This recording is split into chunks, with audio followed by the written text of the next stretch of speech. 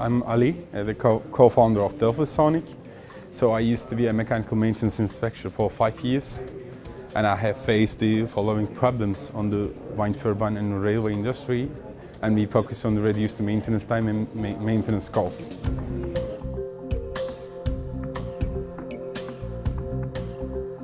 First of all, we do a real-time condition monitoring on the railway sites and wind turbine sites. So we help them to business having an access and immediate secure information about their machines and status, and we eliminate our customers' unexpected failure before it happen.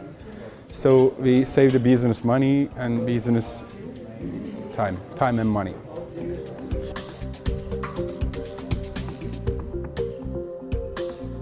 First of all, we are a key partner. We have already getting a signature with the General Electric's key partners agreements, and we focus on the General Electric customers to help them their business in this Dubai market in here.